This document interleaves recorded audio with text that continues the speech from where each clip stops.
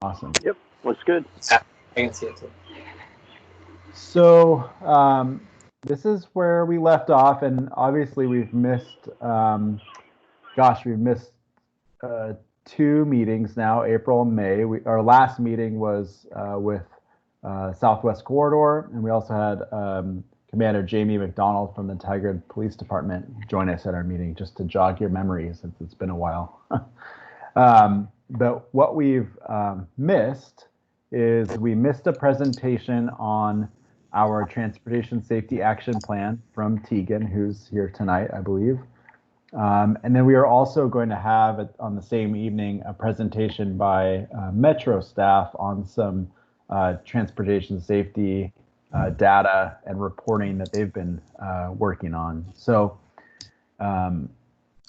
those are a couple things we missed. We also missed the intro to the TSP. In May, we had set up time to review Safe Routes to School program. And then we were going to return back, and we had a subcommittee set up to discuss and decide on Complete Streets performance measures to bring back to the group for approval. And then for tonight, on our old calendar, we're going to be talking about the TSP and then citizen workflow requests. And so we've got a little, I don't know if I'd call it catching up to do, because you know, some things have kept moving, but things have obviously slowed down quite a bit. So I think we can sort of take a moment, maybe think about what's on the agenda for tonight, which is we have a topic on the transportation system plan. I have an update for you there. And then we're also going to be talking about an initiative in response to the COVID-19 pandemic. But some of these other topics are still obviously very relevant and important for the committee. So, you know, however we want to manage this, I think it's something we could attempt to do over the video call, or it's something I can sit down with Ruth and work on updating based off where we are. You know, I'll sort of leave it up to the committee what they want to do. And then I'll just say one other thing. We had decided that we were going to cancel our regular meeting for July and do a project tour. I'm not sure that we can safely accommodate a full project tour right now. So I would suggest, just given that we've missed a couple meetings, that we consider maybe putting a normal meeting back on the calendar for July. So any comments or responses to that? Hi, Dave. This is George, and I think an in-person meeting would be great. We can find a big enough space. We can spread out a little bit, maybe at the Public Service Building or something like that. So that's my vote. I think we can do a video one. This is Lonnie. In terms of our, well, I don't think that we have the okay yet to have an in-person meeting. I think we'll have more information over the coming weeks, but I think for now that's probably a no-go. So it's going to have to be a video meeting. I agree. This is Corrine, and I want to say I'm willing to meet in July to make up for one of our missed sessions. I think that sounds appropriate. And then as far as like moving the schedule around, I don't have any immediate thoughts about that, but I'm willing to let Dave and Ruth put their heads together and come back with a plan that we could take a look at in July. This is Lindsay. I agree with that comment about the calendar, and I'd be happy to meet remotely in July. This is Richard. Yeah, our July trip got canceled, so I can meet remotely. That's fine. Yes, This is this is Candy. I'm also happy to meet remotely in July. So it's sounding like there's support for meeting in July. Are there any objections to trying to hold a meeting in July?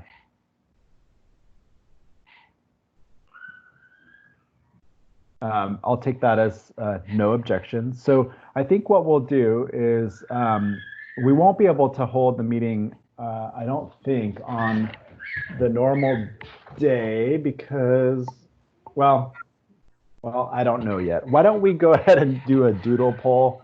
I'm not sure if people have vacation plans or not over the 4th of July. We'll see. Why don't we do a doodle poll to the committee, and we'll find a day and time to meet in July. This is Ruth. I think that's a great idea. And, you know, that day may be the first. I don't know that anybody gets to go anywhere or is making any plans. So it'd be a good idea to do a doodle calendar. And I appreciate everybody's willingness to meet and continue on our work. That sounds great. So we'll go ahead and do that. Ruth and I will work together on updating the calendar plan. And I do want to just take a moment to speak to the one item that we sort of left hanging there. And I have a suggestion for how we manage that. So back in February, we were talking about what actions from the Complete Streets policy implementation plan we wanted to take on. And one of the most important ones that the committee wanted to move forward with was the performance measures for us to start implementing for the Complete Streets policy. And given that we've had a couple months go by now and we are in the process of getting started on the transportation system plan, I would recommend that we fold those performance measure selection process into the TSP. And the reason for that is because we'll have to develop performance measures as part of the TSP project anyhow. And since the Complete Streets policy is going to be providing some really strong foundational work for the TSP, I think that might be the best venue for having those conversations and completing that work. So I wanted to run that by the group, especially the subcommittee, Alan, Sarah, Holly, and George on that topic. Alan here, and I think that's fine. I think that a measure of those itself was having that done by July, I think was the due date for, according to the plan itself.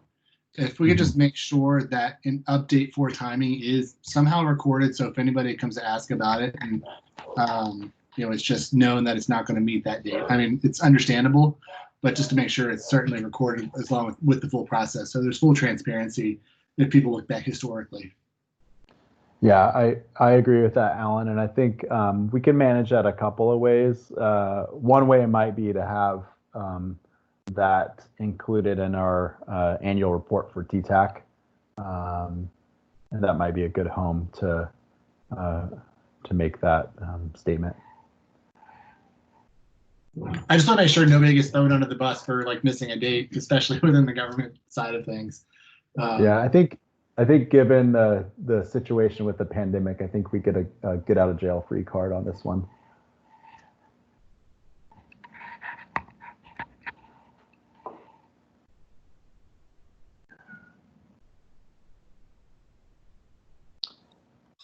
Okay, so Ruth and I will work on updating the calendar, and we'll bring that back to you in July, and that'll get us back on track for the remaining of the year.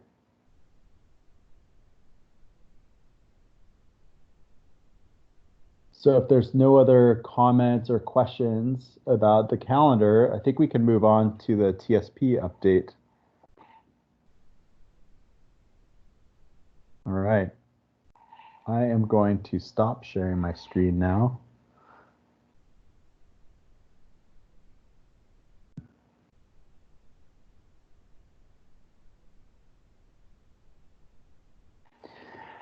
All right, so I don't have a PowerPoint or anything to share with you on this one, but just to give you an update on the transportation system plan, progress. So over the last 3 weeks, we held, we released our request for proposals for the project, and we received 3 proposals back by different consulting firms within the region, and we are in the process right now. We're in a 7-day holding period because we have decided on a preferred candidate for the project, and at the end of this week we'll be done with our 7-day required holding period until we can begin scoping and project negotiations with the preferred consultant. So I wanted to give you an update there. We're really excited to get this project going. It's been a work in progress for a while, and it's a really important project with a big role for TTAC to play, and it's designed to really have a robust community engagement element, and it will help set our transportation policies and goals for the next decade or so for the city. So huge opportunity to shape what the transportation system looks like over the next decade and how we invest our always limited transportation dollars. So any questions about the project or where we're at right now? When will you be able to share the contractor? I think we'll be able to share probably by Monday. Okay. Yeah, so I can give you all an update by email then. And in terms of the project itself, so the project is slated to be wrapped up within about 12 to 15 months once it gets started. So I'd say within a year and a half or so, assuming we stick to the schedule, we'll be bringing this forward for adoption by the city. And the role that TTAC will play, first and foremost, we'll be communicating with you on this project every month here on out. But what I would like to do is I would like to find 2 volunteers from TTAC to sit on our community advisory committee for the project. So I will let the committee decide how you want to decide who serves on this committee. I'm hoping 2 of you will volunteer, and you'll be sitting on this committee that will be made up of other community members.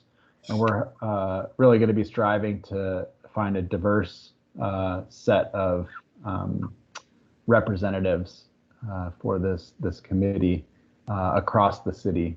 The responsibilities of the group will be to be providing input and feedback to the project, and we scoped up to 4 meetings. So in addition to your TTAC work, you would be attending approximately 4 meetings through the duration of the project. Okay, Dave, this is Ruth, and it seems to me it'd be a good idea to, if 2 people are interested, to go ahead and let you know at this moment, if that's okay with everybody else.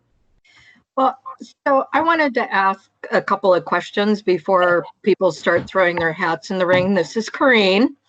So you mentioned wanting to have kind of a diverse set of voices. And so I think it would be informative to know who else is either targeted or planned or hoped to join by staff on this review body. And then once we know that, I'm wondering if people who do want to throw their hat in the ring could maybe speak to why they think they're filling in the gaps, or what special interests or community voice are they going to bring to the project that isn't already planned for. Yeah, so I'll respond to your question, Corinne. So we are one part of the project team will be a community engagement consultant, and we've indicated in our RFP that it's going to be really important for us to do a robust public engagement process where we are hearing from the underrepresented people that might not have had opportunities to provide input on transportation related work in Tigard. And so we'll be utilizing that consultant team to help go out and target some of those populations that we don't always hear from. And so that's basically what I can tell you right now. And I would love to have feedback from this group on once we get to that point on how we go out and talk to those people and bring some of those people onto this committee. I have a couple of questions. Yes. Can you give me the I missed a couple of meetings, and for that I apologize. So I'm trying to catch up in my little pea-sized brain on the transportation project. Tell me this project. So if you're familiar with our transportation system plan, which I hope as members of TTAC you've at least looked at it once or maybe twice. So every city in Oregon is mandated to have, every city of a certain size is mandated to have a transportation system plan, and it is an element of city's comprehensive plan. Okay. And so these plans are typically fairly standardized in that they have to meet certain rules in how they're set up. And so Tigard has a transportation system plan that's been in place since about 2010. And so it's time to update that document. So, typically you'll see these updated every 10 years or so. And this document gives us our high-level goals and policies for the transportation system. And then it gives you tools for how you would achieve those goals. And those tools could be a development code related. They could be projects or programs that support the transportation system, any number of things. So, if you haven't looked at it or you haven't looked at it in a while, it's probably advisable to look at our current TSP just so you know what we're talking about here. I remember. Thank you. Yeah. And so I'd be willing to serve on this. And Lonnie, are you still riding the bus and you're Yes. that's your primary mode of getting around? Yes.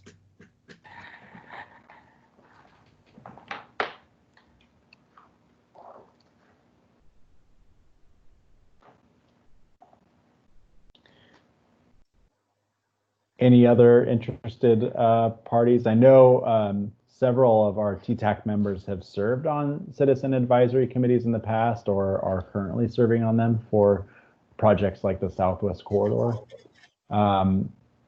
If there's some uncertainty or folks are not ready to jump right in tonight, that's fine. We have some time before we get this going. And I'm happy to bring this and Corinne, your question and comment got me thinking a little bit that it could be helpful to bring this question back to TTAC to help us inform how we're recruiting for the CAC. So that would be an interesting topic to bring back to TTAC next month. Sounds like a calendar question to me. Yeah. I'm gonna guess that in the past, a lot of folks who are primarily automobile drivers and passengers probably have provided a lot of input into the TSP over the years. And I, for one, really think it would be great if some folks, maybe from the Bike and Ped subcommittee, if they have capacity, or even people who just, spend a lot of their time in Tigard on a bike or do a lot of walking around, I think they would be great options to have their input added. I think that's a really good perspective, Kareen. I also want to throw in there, I think it would be valuable for, dare I say, an automobile operator to also be involved. Hey, Dave, can you hear me? This is Ben. Hey, Ben. Yes. No, yeah. I'd be interested in serving on the committee. I drive cars, but I also ride bikes and hike around a lot. So. Sounds like you tick all the boxes. Hey, Dave. Hi, George. Before you jump in, George, if I could just say, I just let Serge join the meeting, and so if I could just catch Serge up really quick, if you can hear me, Serge. Yes, I can hear you. We are looking for potential volunteers from TTAC to sit on a citizen advisory committee for the transportation system plan update project. So I'm looking for 2 volunteers from TTAC, and just to be clear, I'm looking for these volunteers to sit on the community advisory committee, but we will be bringing you monthly updates on the TSP, and you'll have, even if you're not on the committee, you'll have plenty of opportunity to provide input on the project. So just wanted to share that.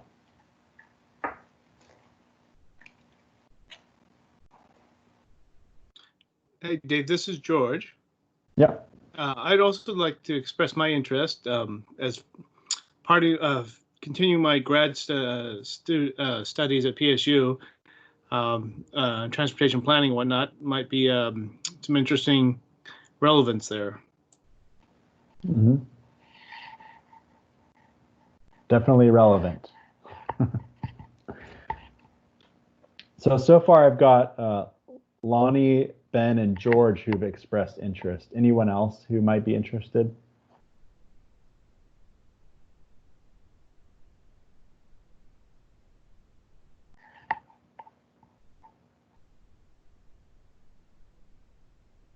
I'll take the silence as no.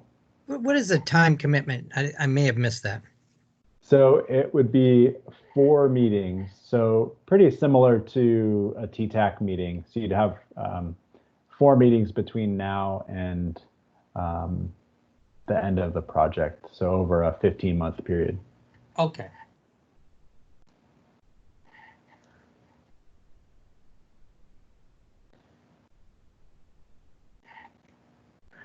Okay, well, I'm looking for 2, so we can either make a decision now or the committee can deliberate on this, arm wrestle, however you guys want to make a decision. So Dave, I'll go ahead and bow out because there's a couple of things coming up that I think may have a conflict, but it's only 4 meetings in 15 months. Additionally, I heard you say that we'll still be able to have input. So I will bow out to George and Ben and be okay with it.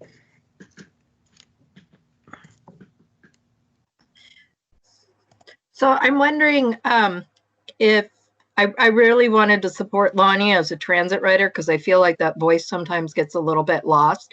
And I'm wondering if you guys, George and Ben, could maybe consciously try to bring the transit perspective to your feedback as well, and possibly even check in with some of the transit writers in this group like me or Lonnie if there's points of interest or decision that could benefit from the input of transit writers. I think we'd love to be able to provide that. Thank you. I appreciate that perspective, Kareen, and I agree. I'd be happy to input. Yeah, I think that's a very good suggestion, Kareen. Thank you very much. Great. So George and Ben, I've got you down for the CAC, and I'll bring more information to the next meeting about the CAC and the recruiting efforts that we'll be doing outside of TTAC. So thank you guys for the conversation and for volunteering. Yes, thank you. Super excited. It's my first committee outside of these official Tigard committees, so it's a good opportunity. Great. I'm looking forward Okay. to it too. It should be really interesting. Yeah, absolutely, and it will be even more interesting because we're doing this as we're recovering from a pandemic, and the engagement on this project is very important, and it's going to be presenting us with some interesting challenges that we'll have to overcome. So should be an interesting project to be involved with. Okay, so any other questions about the TSP before we move on to the next item?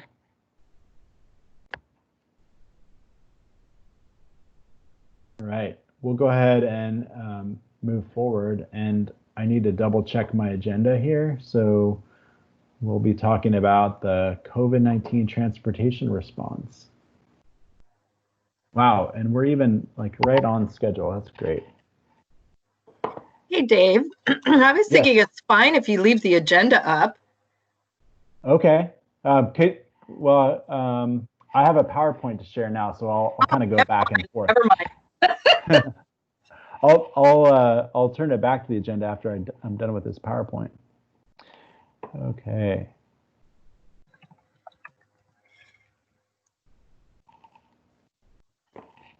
I have to click like 15 buttons to get to the PowerPoint. Here we go. Oh, where'd it go? Here we go. Can everyone see this? Yes. Yep. Awesome. Yeah. Okay, so let me give you a little bit of background here. So where's the best place to start? So Corinne sent an email to TTAC, I think about a month ago now, with some information about what different cities nationally in the Pacific Northwest and even internationally are doing as a transportation response to the COVID-19 pandemic. Do people remember getting that email? Yep. Yep. Yep, it was very interesting. Right. So we're seeing this locally in Portland. I don't know if anybody's been up to Portland and seen the implementation of some of their slow, safe streets projects. But if you have, you've probably seen they have some on some of the streets on their neighborhood greenway type streets. They've put up sawhorses with signs that they say slow streets, and they have a little image on there with different transportation users, and then an image of two people staying 6 feet apart. Anyhow, so a bunch of cities are doing this, and basically what spurred this on was at the beginning of the stay-at-home orders,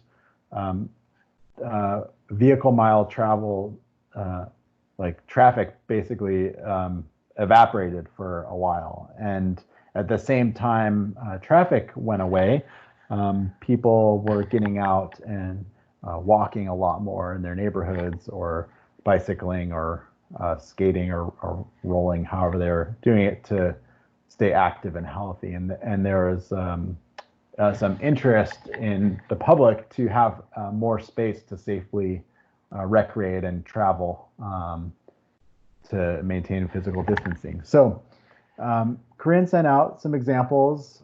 We had actually, at the staff level, brought this to our transportation strategy team, which is Mayor Snyder, Council President Goodhouse, our city manager, and some other leadership level staff folks back in April, and just posed the question of whether or not this is something that Tigard should be exploring. And back in April, it was kind of the, right in the middle of the the crisis, and there's a lot of other priorities for the city to really try to keep people from losing housing or completely losing employment, and that's where the city's efforts were going. And so between April and May, we had a few emails, I think, going around where people were asking again if this is something that Tigard might want to explore. And so we had a conversation at our last transportation strategy team meeting about a week ago, and I shared this a very similar version of this presentation that I'm about to share with you with our TST folks. And at this last meeting, we were directed to bring the concept back to TTAC and get some feedback from you. And I'm really glad that Council President Goodhouse is on the call tonight, so he can be part of this conversation and hear what you had to say. If you supported it, then we would potentially go ahead and implement a pilot project here. So let me run through this presentation. Any questions before I start? So I'll go ahead and get going here then. So I have 3 examples in the Pacific Northwest here. I have Bend, Oregon's Stay Healthy Streets, Portland's Slow Streets, Safe Streets, and then Seattle's Stay Healthy Streets. And the thing that they have all in common is basically they're trying to support their community's ability to comply with physical distance guidelines by implementing these sort of pop-up safe, slow streets. Here's some images that I collected off the web. So the Go Slow green sign up here, this is City of Portland's sign. The one in the middle here is Bend, Oregon, with their combination of their custom sign plus road closed to through traffic, which is one of the common signs that you'll see on some of the streets that are included here. This is Seattle, the Keep It Moving, Stay Healthy Streets, keep it distant, 6+ feet. And then down at the bottom here is Oakland, California. It's been interesting to see cities like Seattle and Oakland, the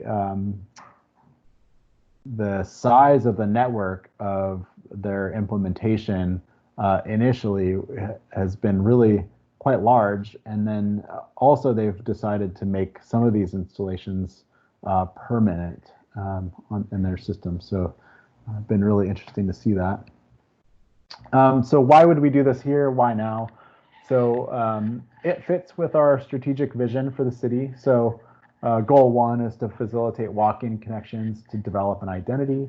And 1.1 is every household will be within a short walking distance to a trailhead. And I just want to pause on that point quickly and to tell you that that's sort of the heart of what we're thinking for a program that would work in Tigard, is to focus on the ability of our residents to access our trail system safely on some of the neighborhood streets that connect to it. It would provide support to our residents during the reopening and reemerging from the impacts of the pandemic. The second point on here is our Complete Streets policy. It fits well with the Complete Streets policy in terms of serving all transportation users. And then lastly, we included our Safe Routes to School program just because so many neighborhood streets are used for access to schools by kids, and likewise provide access to the trail network. Included CDC guidance on staying active. So their recommendation is, visit parks and recreational facilities and do it safely by maintaining a distance. So these are some possible guiding principles for our program. So provide safe spaces for people to recreate outdoors while maintaining safe physical distances. Like I said, Same thing, connect neighborhoods with Tigard's trail system. Ensure underserved and or marginalized neighborhoods are prioritized. And then this next bullet, link to a reopening strategy supporting local businesses that need right-of-way accommodations to meet physical distancing requirements. So this bullet point is actually a bit of a program in itself that, oh, can you guys hear me right now? This is Richard. I can hear. I can hear you. I can hear you. Oh, thank you. I I can just hear got a you. warrant. I can hear you. We I see just the got a, Teams notice though. uh-oh. How do I don't know. I did put that on there. Now I can't get rid of it. What do I do? Close app? I There it clicked goes. wait. Thank you. So, okay, let's go back. So I was just saying on this second to last bullet here, this is a program in itself that Lloyd Purdy, our economic development manager, is working on right now. And essentially this would be providing right-of-way space to businesses to use that right-of-way space for safe distancing. So like at restaurants or other places where some extra space would allow them to open up more quickly and to maintain their business. And then finally is just to actualize the strategic vision. So potential streets or locations. So I went through using our city transportation maps and tried to identify important neighborhood streets that provide a connection function to the Fano Creek Trail. And this is an initial list of locations, and we'll talk a little bit more in depth about the first two. And the idea for the program is to start small with a pilot. So likely one or two locations initially, and collect feedback from the neighborhoods, from the community, and then determine if we want to expand the program. So let's go ahead and talk about Grant Street and Johnson Street. So here's a Google Maps image with the Fano Creek Trail, which you can see here on either side of Johnson and Grant.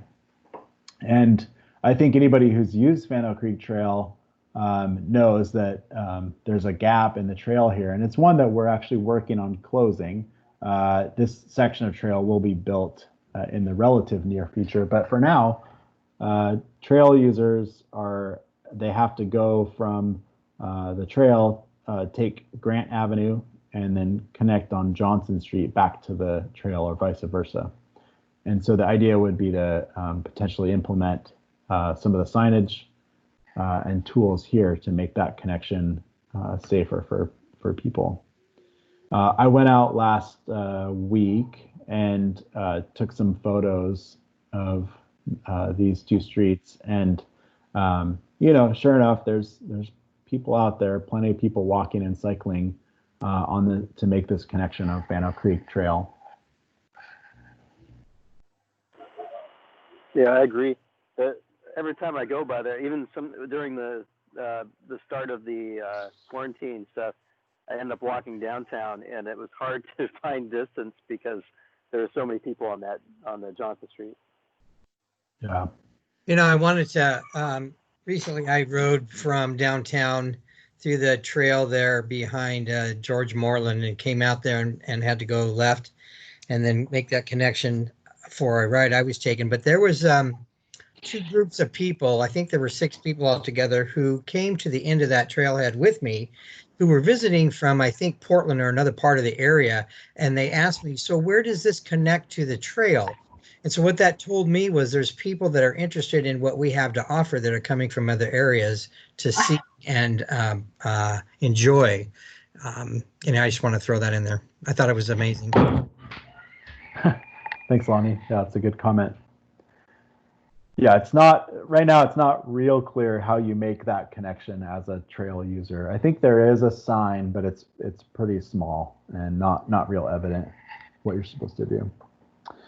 So Grant Street, Johnson Street, I think, and then potentially also including the connection over towards the the Pathfinder Trail that goes to Walnut as well. So kind of making this is like the heart of our trail network and the heart of the city. Just seems like a good place to do a project like this. The other connection that was at the top of the list was 79th Avenue.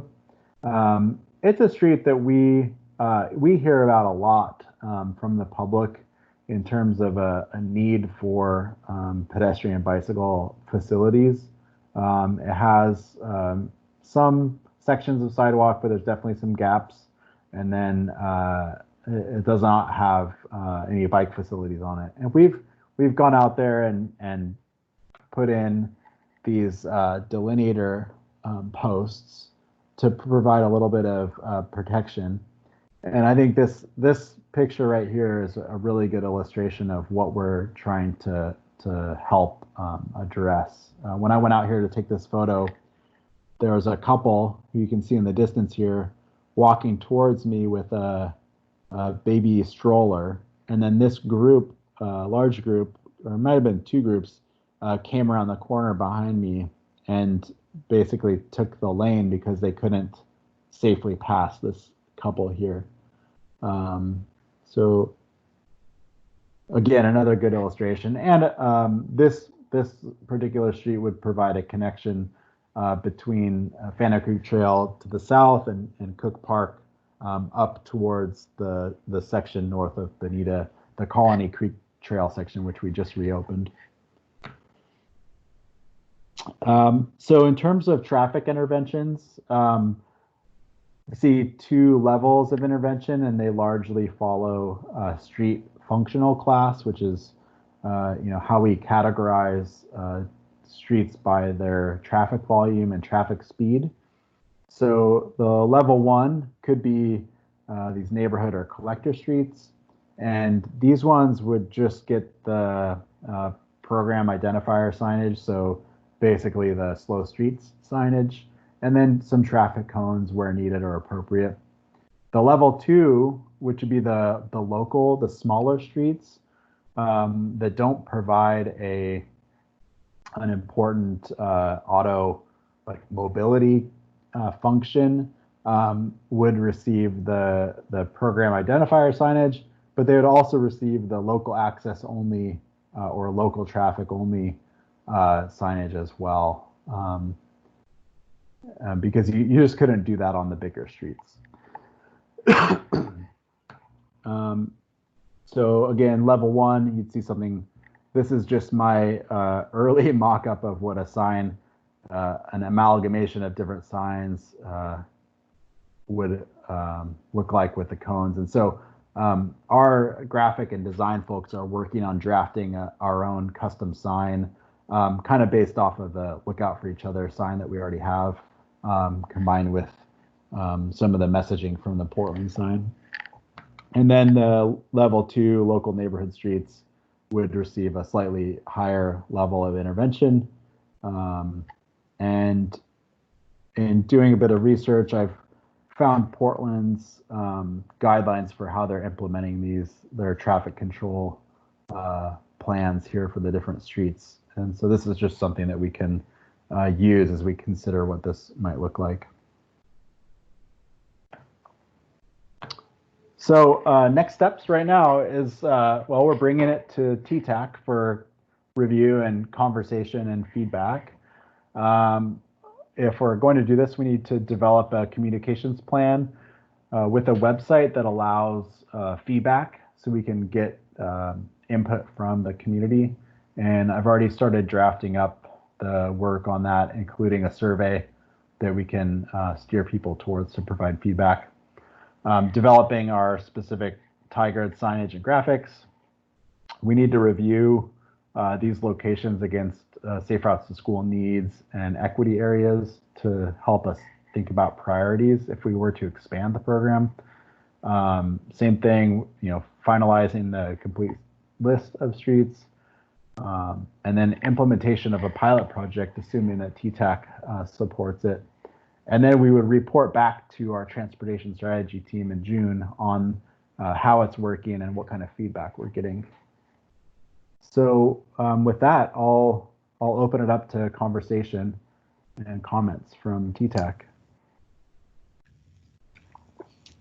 This is Lindsay. I think this is a great idea. It would be a real missed opportunity not to take advantage of this situation, to try this out. And I like the idea of starting with a couple things and seeing how that goes, seeing how the neighborhood feedback is. Doing those 2 roads that connect the Fano Trail seems like a great first one. Yeah, so I'm all on board. Hey, Dave, this is Richard. I think it's a great idea also. My one question is, with the pop-up signs, is it intended that these are, I guess, a permanent feature while we try this out and maybe something more substantial happens later? Or is the idea that, these pop-up signs are there at certain times of day and not there at others? The pop-up signs would be temporary, but they would not be removed and reinstalled daily. They would just be put out until such time that we deem that we would remove them. Okay. Yeah.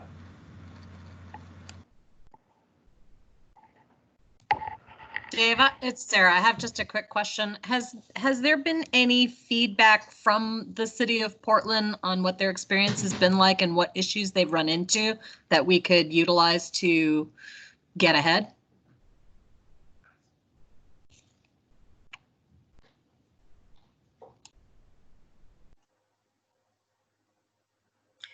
This is Corrine, and I'm just gonna jump right in there and say I watched a webinar last week that was hosted by young transportation professionals and focused on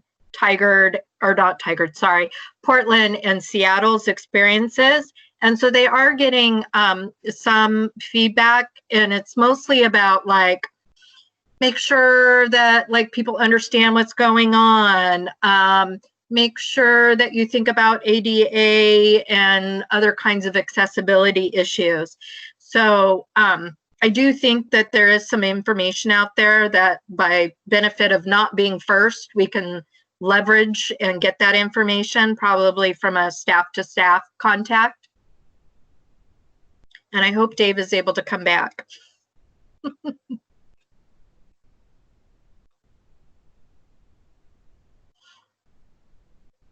Sorry, I'm back. My Teams finally crashed there. I heard Sarah's question and I was trying to respond and then was unable to.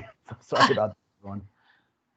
So Dave, I did mention while you were offline that I watched a YATP webinar last week where Portland and Seattle folks did talk about some of the feedback they're getting from communities. So I think that information's out there that could be obtained staff to staff.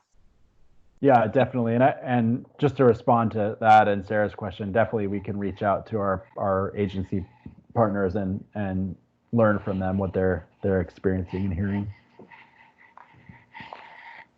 For the most part, it seems like it's been really positive, and in some cases they want to, extend the space that's being occupied by some of these open shared streets. In other cases, like Dave mentioned, some folks are starting to think about making some of them permanent. But I think it helps to have a test run to see how it goes. And I have to say that I am somewhat biased because of my immediate proximity to North Dakota. But I would be really interested in seeing that street be a safer option. I'm just south of, maybe it's southwest of Greenberg, and getting from Greenberg to the Fano Creek trailhead is just, it's hair raising sometimes when depending on the amount of traffic on the road. These days, it's been actually the best part of the Fano Creek trail experience. But I'm really excited about this and thrilled to hear staff is interested in pursuing this and that there is gaining some support. I want to thank Councillor Goodrich for being here. If he's still with us, to hear what folks are thinking about that. I appreciate it. Yeah, I'm here still. That kind of brings up a comment, and Dave was saying when we talked about it, the TST was there was a spot or two that staff was looking at, but what I thought would be great from this group was to maybe look at with people that walk around areas or bike or stuff. If any of the members kind of looked at some and kind of put a list together, and if people kind of similar to past projects maybe rate some of the other areas that may be good to try this out in, I think would be good to use for this group to focus, be able to work on or focus on. But I agree that when you were talking about the North Dakota from Greenberg to the trail, but I've also heard people say from 121st or 115th to the trail is also hard. So that area in North Dakota, there's some spots where you only have maybe 6 inches between the road and the side of the road, if even that. So, and maybe future areas where we might, based off this, if it works, it might be areas that trigger where we put sidewalks next. Ooh, I like that idea. I have a comment on the trail accessibility. North Dakota is definitely a problem. In fact, it's the reason why I got involved in TTAC. That stretch between 115th and 121st is dangerous. And even now, with the reduced traffic, it's still too narrow for 2 cars and 1 person to be on the road. Parts of it, the only place for the pedestrian to be is in the drainage ditch. And in other parts, the only place for them to be is in people's yards. And now with a new little neighborhood that's opened up around the corner, there was a kind of a detour around it. But we go on walks a lot now, and that North Dakota is still a problem. And I see that we're putting new sidewalk cuts that lead to nowhere now. So just thought it was kind of funny that they're going to have these nice new sidewalk cuts that go into people's yards.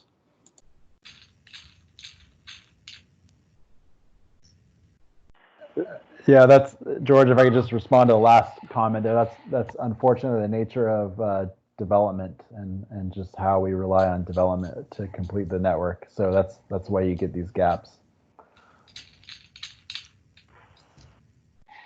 So David, maybe it's been I don't remember the article too much, but I was trying to figure out what the logistics are of how local traffic and deliveries still get through safe while keeping pedestrians safe. Can you describe maybe what it would look like, especially down 79th, a long stretch with a lot of Yeah, that's a good question. And 79th is of a functional class where we would not likely sign it for a local traffic only because it serves a connection function that's significant enough that we couldn't really do that. But Grant and Johnson could definitely receive that type of treatment. But the local traffic only signs, it's kind of a soft enforcement mechanism, I guess, where there really isn't a lot of enforcement that goes with it. So you're not going to deter 100% of like cut through traffic that might be cutting through a street, but it just serves as a warning to combine with the program sign to drive slow and just make sure you're giving people space. And I did want to mention on the enforcement side of things, I did reach out to Commander McDonald, who joined us at our last meeting and ran the presentation by him and the concept by him. And he sent that up to our chief of police, and he responded back to me and said it sounds like a great program, and they're happy to support it. Okay, good. Thanks. This is Lindsay. I had another comment. One of your slides when you were talking about signage and other things that might be put on the roadway or near the roadway. I think it said like cones where needed. I would say that you probably need something to bring the new signs to people's attention, at least for the first week of implementation. So it really calls people's attention to it. So I would think something like a cone or something to make it really visible for folks, so they're not just driving right past it or walking right past it. Yeah, agreed. And I think that's part of the next step here is I need to work with our engineering partners and public works partners in developing the actual traffic plans for these streets. And so we'll definitely take that comment back to that work. Thank you.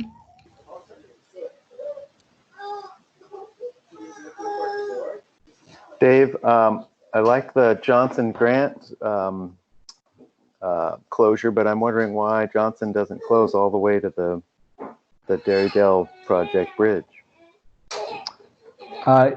Yeah, I think I suggested that. Is Darrydale Bridge the one that connects to the trail on the other end?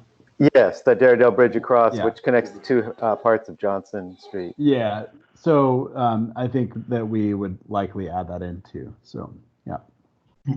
I have a question about the grant portion of that. Would that close to the end as well?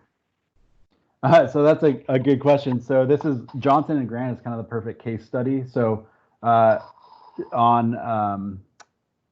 Johnson Street, you could do the local closure, local traffic only, but you couldn't do that on Grant because it does serve that connectivity function that's needed.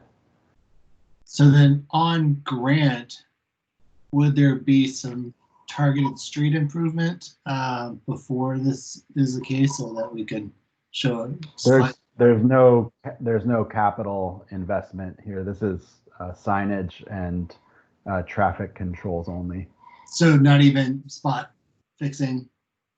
We don't have any budget for that aside from stop time. I asked just because I wonder if that would be one we'd really want to show off or not. But I think the way to think about this, Alan, is that this and Council President Goodhouse just mentioned it. You implement some of this temporary stuff, and depending on the type of feedback and response we get from the community, that could actually help steer where we do invest capital dollars down the road. But the process of planning those projects takes a while, so it's not something we can just turn around and say like build something out of concrete or asphalt in a week. So Dave, the last time I was on Johnson and Grant, I think Johnson is a really good idea for this study. The amount of people that I saw walking and biking it reminded me of the Brady Bunch days, if you will. America, any city America 101, where families were walking and looked like they were doing it safely. And I think that's a really good idea I think it's a really good candidate area. Great. I mean, that's the kind of feedback we're hoping to get from TTAC tonight. So it's really helpful to have. That's why we do what we do.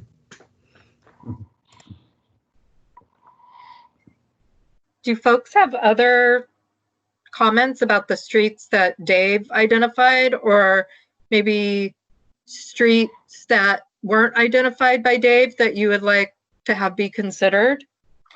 I have some questions about Johnson when talking about that it's local access or local traffic only.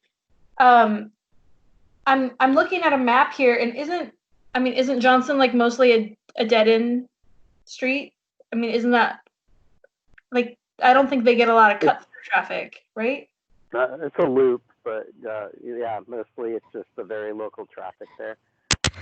Dave, can you put the list of the proposed streets back up? Yes. Yeah, and Thanks. just to say, Johnson does connect Walnut to Grant via Brookside, so it's not a complete dead end. Okay, I guess I see that. Yeah. Okay. Yeah. Oh, here we go. Yeah.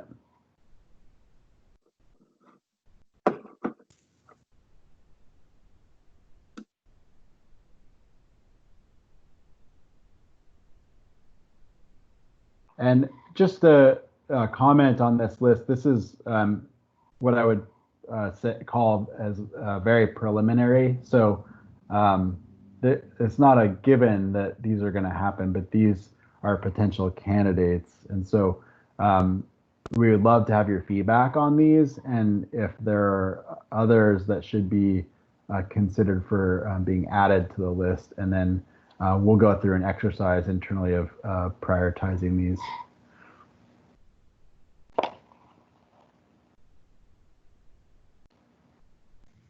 And a quick comment why the Grant and Johnson also, even though it may not be as much traffic through there, you get a lot of people with the Fennel Creek Trail not going through that use that Grant and Johnson to get around from where the trail drops you out to where it picks back up in Woodard Park.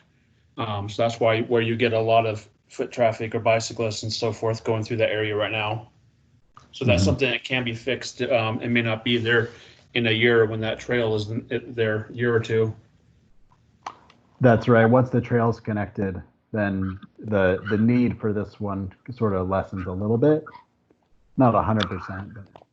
Yeah, I think it's a good choice. I mean, I go that way like 3 times a week. So yeah, it would definitely be nice to have it be a little safer for my 4-year-old.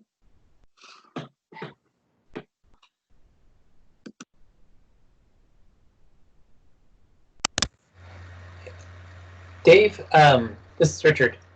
The Murdoch Street, Highway 99 to 96th Avenue. Yep. I guess my concern with that is from 96 to Highway 99, it's broken up with a park there, so I'm not sure which section you're referring to or if you've looked at it that closely yet. But I know the section from, 96 to 103rd is pretty heavily used at pickup and drop off for Templeton and Tuolumne schools. I would love to see something on that street to slow traffic down. That's really something we have to deal with when we are walking to school every day, and there's so many close calls at the intersections there. But I'm just not sure how that could happen with the pickup and drop off traffic. Yeah, this that's something that we'll have to work through and understand. I think pickup and drop off may or may not happen for a while. Yeah, that's true. You know, it could be that if that street does get prioritized, and it looks like we would implement something there, then especially, and I guess this goes for anything around the schools, we'll definitely have to work really closely to understand the school needs and, you know, whether or not kids are going back to school this fall. So yeah, some good questions there. Yeah. Hey, I had a question for maybe Richard might know the answer to this. Did they in Inez Street get extended all the way to 97th now, or is that still dead ending? I believe it's extended. Yeah, Inez goes all the way through now. Yeah, they haven't built any houses along it yet. Okay, but there's no sidewalks on Inez, so I was just thinking of an alternate, but yeah, never mind. There's no sidewalks on that street. Inez, the 97th? The new street, there's sidewalks on it. Mm-hmm. Yeah. Inez, the 97th is a cul-de-sac. If I'm thinking the same spot, you're talking next to Twality? Correct. Yeah, I was thinking because if you go up 97th, follow and as it comes out of the Presbyterian Church, but then it drops down and ends up eventually at 99 on Canterbury. So I was just thinking, just looking at another way to get through there that wasn't Murdoch because of the volume of traffic that Richard was mentioning. Yeah. Yeah, I believe Inez now connects. View Terrace connects now. Oh, View Terrace. I have the wrong road. Yeah. Okay. What we usually do when we walk, if we get tired of the traffic on Murdoch, we take Pembroke because that's a nice, quiet street. So that's I guess that's our go around for getting down Murdoch, around Murdoch.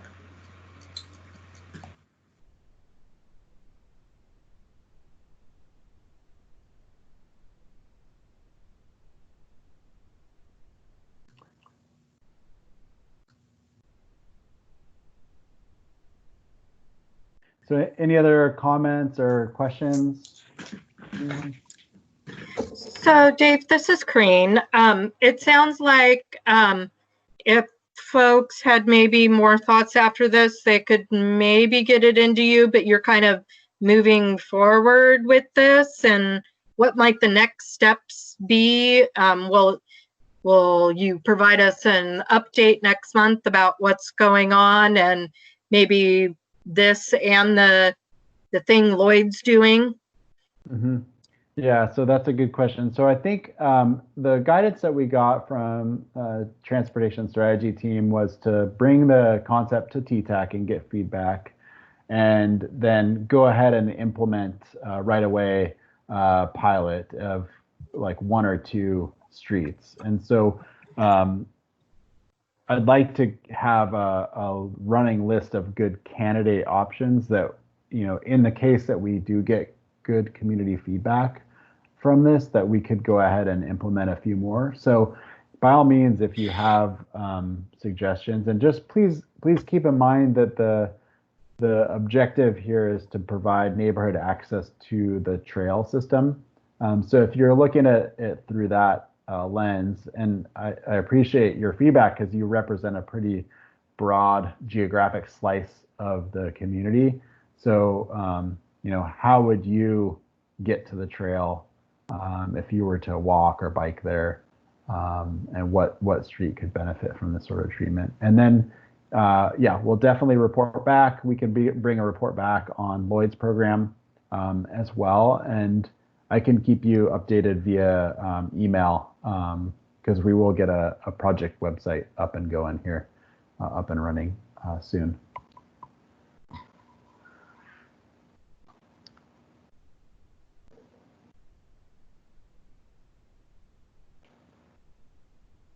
So I'm feel like we've gotten good feedback from TTAC. So should I assume that we should move forward with the pilot project? It seems to me that that's true. I think it's a very exciting project. Yes, please. Yeah. Yes, please. Yep. Yeah. Okay. We will do it then. Thank you. Thank you for allowing the input. Yeah, absolutely. Okay, let's go back to the agenda then. So we're a little ahead of schedule, and you know, I don't mind getting out of here early tonight if we can get through this. But let's jump right into project updates. So you heard me talk about the transportation system plan. That's kind of the big one front and center for me right now that I'm working on. Quick update on Southwest Corridor from the City of Tigard's perspective right now. One of the big things that we're doing within the community development department at the city is to develop a transit-oriented development strategy for the station areas that are within Tigard. So has anybody heard that term before? It's TOD or TOD, transit-oriented development. Yes. Yes, Yep. yes, I have.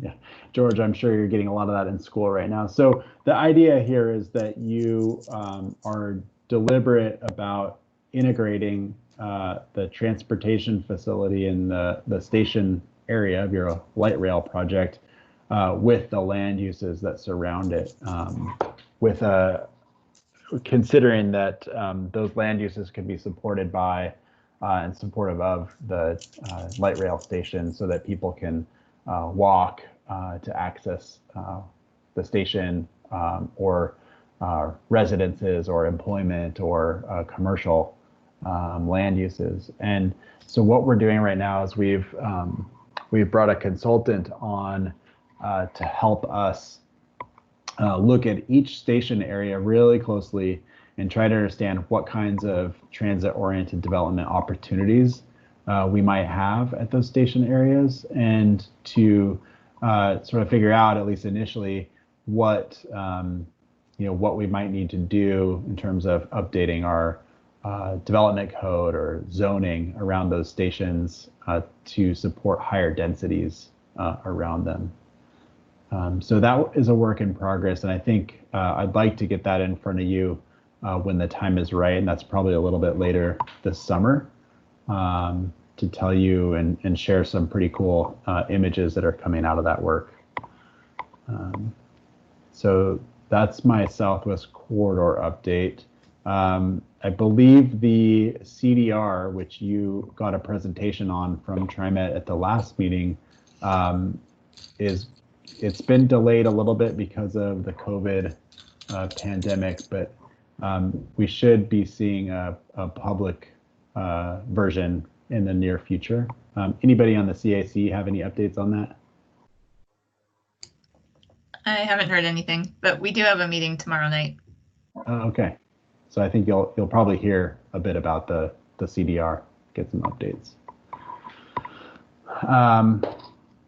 Let's see. I'll jump into Safe Routes to School. I think I mentioned previously that we're going to be going after a infrastructure grant for Safe Routes to School, and that a letter of intent is due for that grant application in about 2 weeks, and then the actual application is due towards the end of the summer. And we're looking at 2 schools. We're looking at Metzger and Templeton to do some pedestrian crosswalk improvements and some sidewalk infill at both of those schools.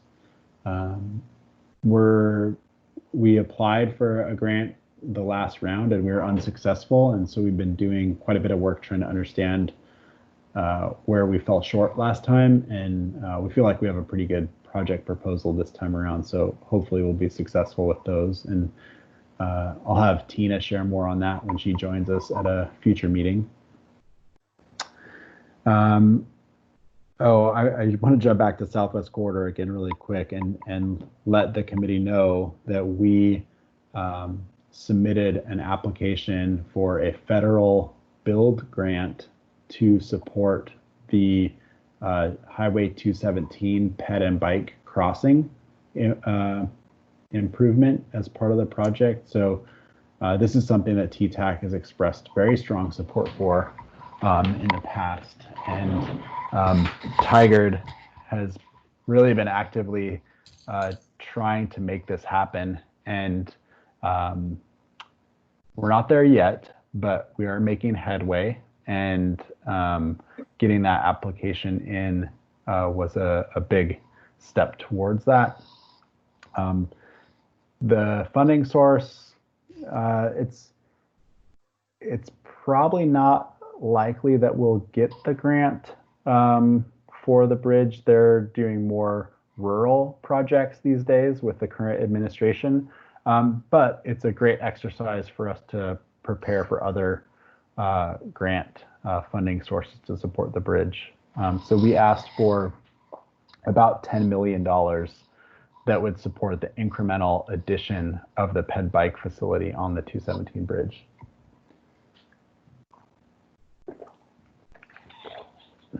And Dave, yeah, good. Oh, go ahead.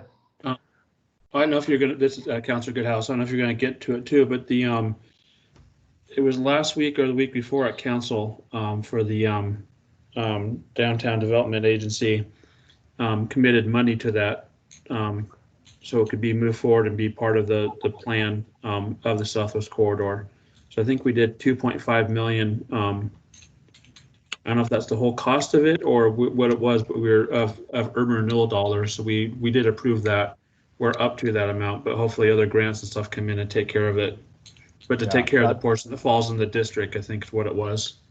That's right, and that was excellent news and really a big step forward in itself in terms of providing some local dollar commitment towards the project. And so for this particular grant that we applied for, that money would make up the local match for the federally required match for the grant.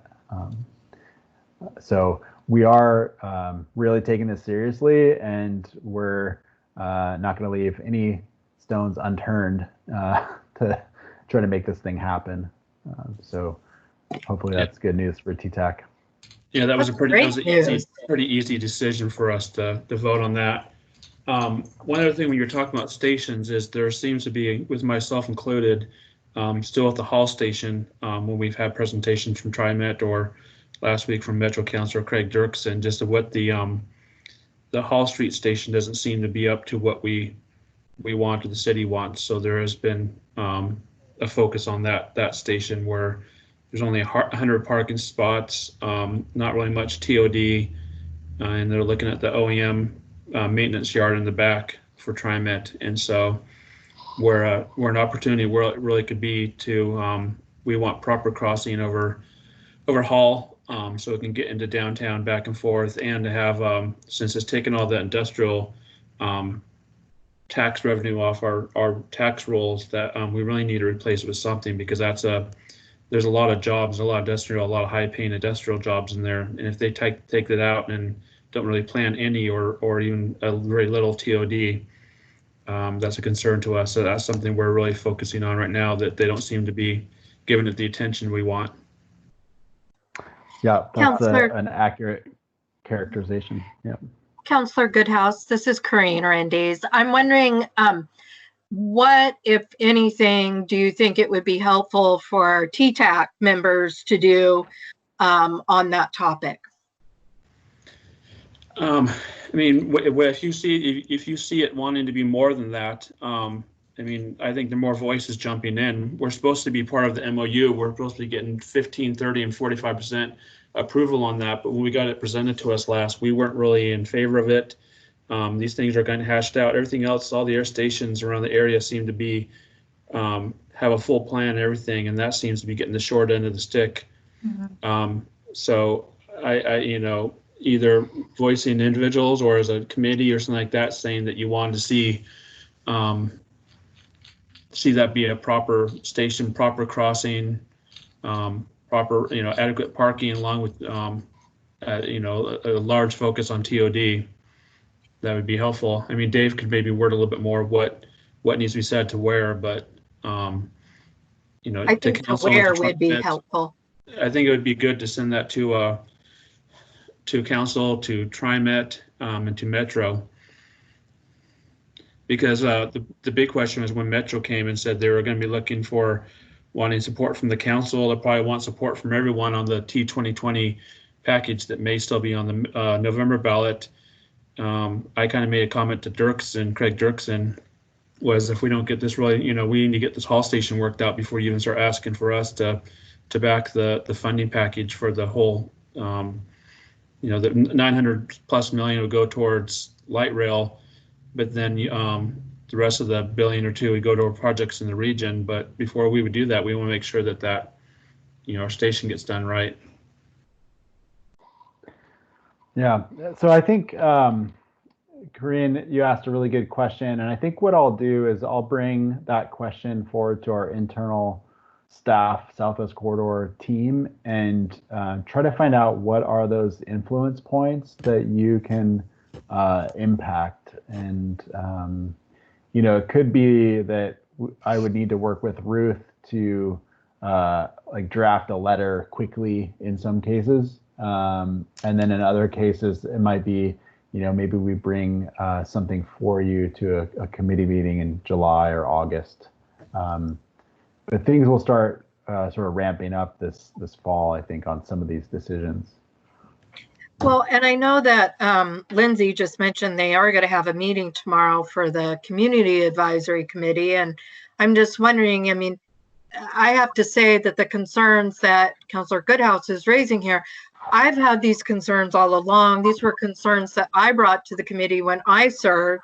And I'm just wondering if there's other people in our group who have these same concerns that Lindsay could then possibly also be a vehicle for carrying them forward. Yeah. I have been a vehicle for those. I brought up those issues when we were discussing the design report, and I also submitted those comments through the online comment. But yeah, if we can get just more people emphasizing that, and possibly even not just to the Southwest Corridor comment platform, but perhaps as the counselor suggested to Metro, that maybe that's where we're at now. Well, Metro and even maybe the steering committee, the Southwest Corridor Steering Committee. Yeah, good. I've been talking to some people, but I think wherever you guys decide to do that, but I think even the steering committee members don't realize what's going on with that. So, the sooner you can kind of get that to more people rather than, just maybe filling out an online comment or something like that. If you can get it to the people that are decision makers that know or want to know that makes a big difference. So getting it to those different areas makes a big difference to Metro, to the Southwest Steering Committee, or to the members on the steering committee. Do we have any information on the steering committee contact information? I realize the online is a good place to go, but some direct contact would be good. You can send them to their probably personal ones. I mean, you get like Commissioner Roy Rogers or them. You can send that letter to them as well. So what other? Go ahead. Oh, go ahead, Karine. I was going to ask in regards to Southwest Corridor. I saw the news about the Village Inn closure, and I know that was the proposed original terminus, and I'm just wondering if there's been any talk or discussion about revisiting that decision in light of the Village Inn closure or not. What was that news, Karine? Did they say they're permanently closing?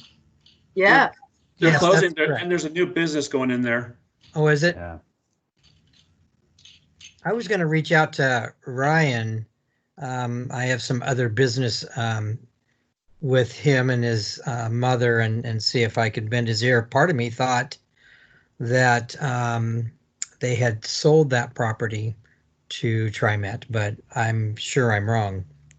No, there's a new business going to go in there. A new fast food chain is going to go in there.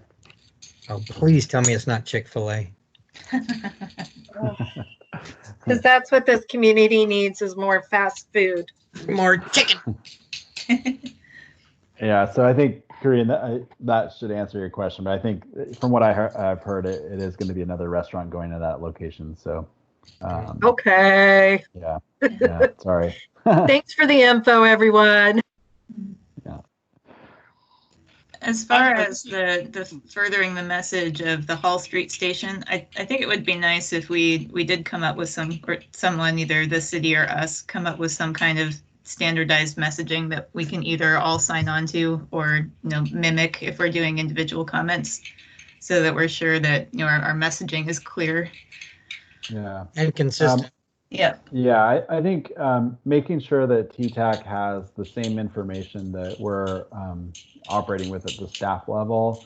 And I just need to do a little bit of investigation to determine when that's shareable. But I can tell you that right now, with our consultant on board, we are really pushing the limits here with what we can get out of this project at Hall Boulevard Station. So we'll bring you some information, kind of let you know where things sit, and then it would be great if TTAC could formulate some input to provide back to the project. Hey, Dave, this is Richard. Yeah. When you say pushing the limits, can you expand on that a little bit? So just so I have a little better grasp of what we're pushing up against.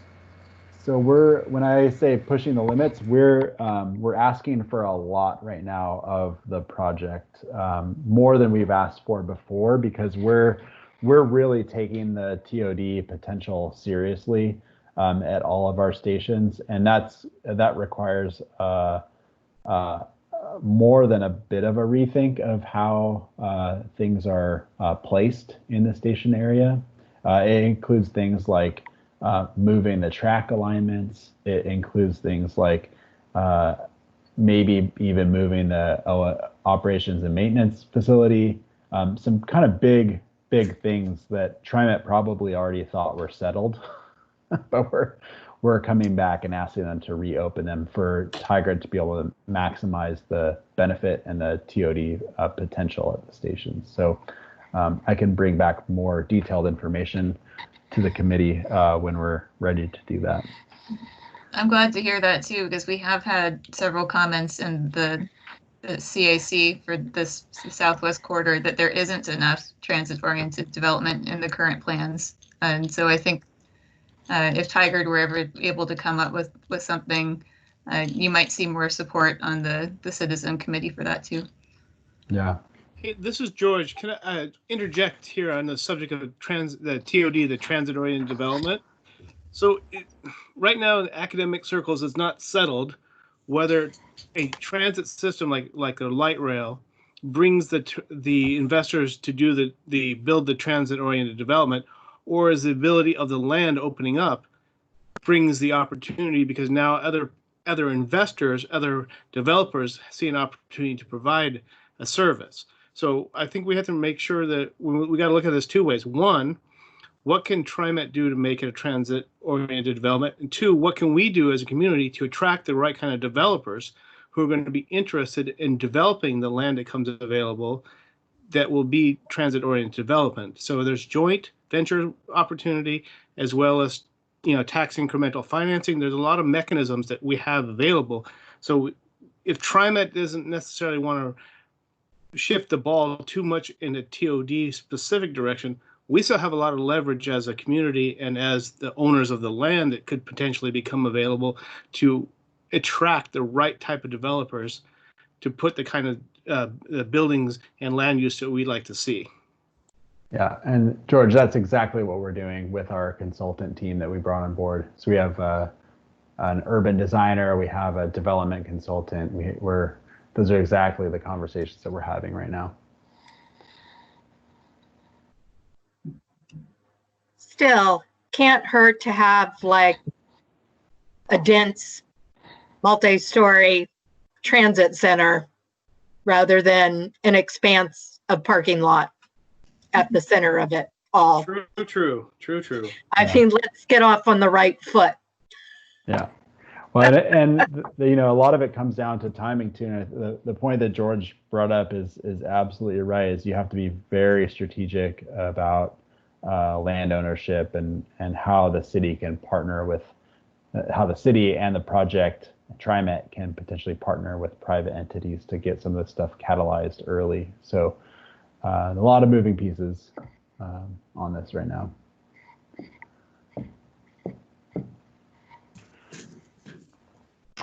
So I just have a couple more project updates that I'll give you. One is our Main Street, Green Street Phase 2 project. So I think most people here are familiar with the Phase 1 project, which was essentially from the railroad tracks to 99 on the south end. And now we're going into Phase 2, where we're basically going from the tracks up to Highway 99 on the north end. And so right now, I believe we are developing a range of alternatives for some of the traffic changes that you might see to the road. And the project was planning on doing public involvement over the last couple months, but obviously that's slowed way down and has been delayed a bit. But the project manager, one of our engineering project managers, would like to give an update to TTAC potentially at the next meeting. So you'll get more information about that. And then the next one is the Fano Creek trail planning project from Bonita down to Durham, down to Cook Park.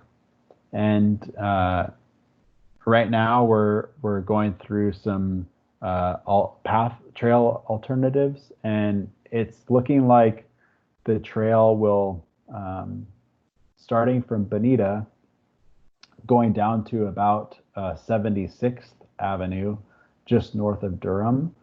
The trail will be in the natural area, and then potentially starting at 76th, it will be either on street or adjacent to the street, connecting to Durham, and then it will follow Durham to 85th, where then it will go south to connect into the existing trail system. Is the current preferred alignment that's sort of taking shape. So I don't know if you have any feedback or comments on those, or if you'd like to hear more from the project managers. I could invite a project manager to come speak to the projects, if that would be helpful. I think it would. Yeah, it's a big deal. Yep. Visuals to all this. I think it'd be great if they could come talk to us about it. Okay. I will see if I can get Andy and Zach to come to one of our next meetings, if not the next one, to give us some updates. Perfect.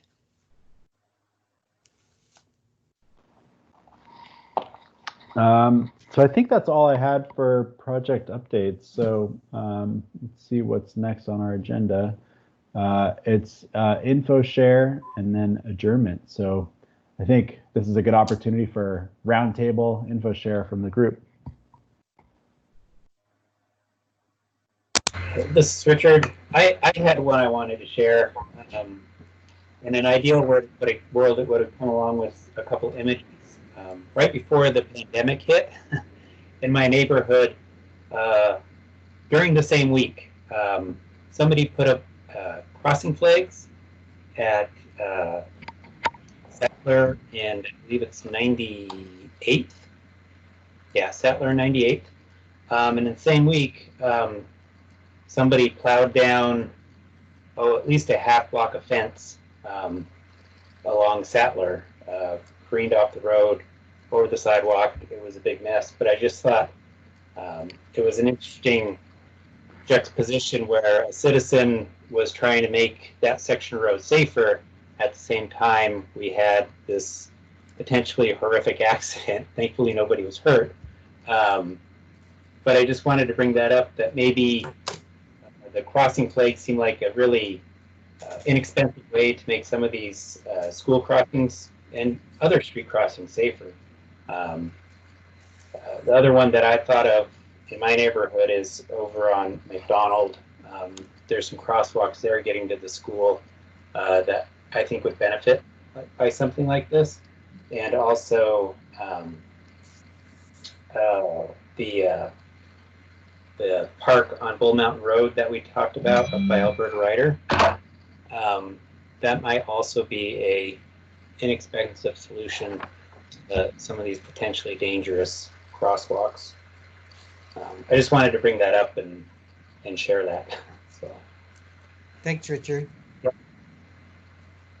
Yeah, thank you, Richard. If I could just respond quickly. So some of those crossings, McDonald and Sattler 96, those are going to be included in the Safe Routes to School grant application for more significant capital infrastructure improvements there. So I just wanted to make a note on that. And then, yeah, we did. I was aware of both of those issues, the teenager who took the fence out and the the flags. And we've seen the flags. Other cities have implemented those, and it is an inexpensive treatment. It's kind of more on the bare minimum kind of thing we like to see. But it was nice to see that the homeowner or whoever did that out there. So this is Corrine, and I came across a webinar that's free for folks that's called Walkability and Health, Building Strong, Vibrant, and Resilient Communities. And it's the first, I guess, of a couple of webinars that will go over how to do walk audits. So I don't know anything about walk audits or what that might entail, but kind of what caught my eye was people talking about, the connection between walkable communities and public health, especially in light of the COVID-19 pandemic. So if folks might be interested, I could pass that on to Joe and he could share it with the group. Or if folks aren't interested, that's fine too.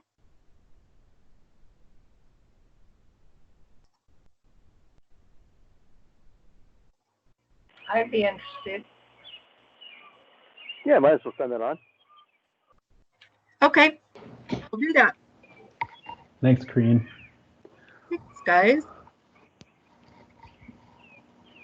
Oh, this is Ben. I just wanted to say that I don't know when they went in, but there were some nice signs on the Genesis Pathfinder trail system, wayfinding stuff, and I think it looks pretty good. No cookies yet, so that's a good thing. But yeah, I just wanted to give props to that, and wanted to know if that's a citywide thing or if that was just targeted on the Pathfinder trail. I actually don't know the answer to that. Tegan, are you still on the call? Yes. Sorry, can you repeat that? What was the question? Oh, yeah, no worries. I was just wondering if the signs on the Genesis Pathfinder trail system, if that was something a citywide initiative or if that was they were just trying it out on those trails. I haven't been all over, so just thought I'm not actually familiar with the signs. What do they say? Oh, they just tell you where the trail goes. So. Oh. Anyway, I'll take a picture and send it to y'all. Yeah, If I have been missing it for the last a couple months, things have been a little weird. So maybe it went up a while back. So. Yeah. We could check with Parks and ask them about that. They might know more. So just wanted to get positive feedback. Nothing, that wasn't good. It's not really that big a deal. Just thumbs up. I second that, Ben. It's candy. Those are pretty nice. Yep. That's why I was just waiting for them to get scratched up, but for now they look great. Yeah. This is Serge, and I really like the signs too, but I have to, I know my way around, so I don't really need them, but for people that are trying to follow from Fano Creek to the Pathfinder Genesis Trail, they made a big boo-boo in that they tell you to cross the bridge, but they don't tell you to turn left at the T intersection on the boardwalk. So anyone that is relying on them is just going to keep walking on Johnson and really be scratching their head. But shoot, I didn't know I missed that, sir. That's hilarious, but that's true. Oh Lord. Okay. Well, maybe we should take some pictures and send them on to Tegan then. Yeah, send some photos in so we can look into it, please. It'd be great. I think they just didn't have a good way to put a sign out in the middle of the boardwalk. Mm-hmm. Yeah.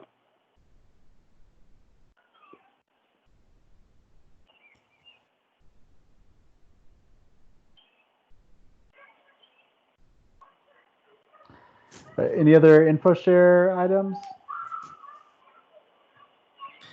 Yeah, I have one. For those of you who might be interested about transit-oriented development, PSU just did a webinar. It's called Findings from 15 Years of travel surveys at Portland area transit-oriented developments.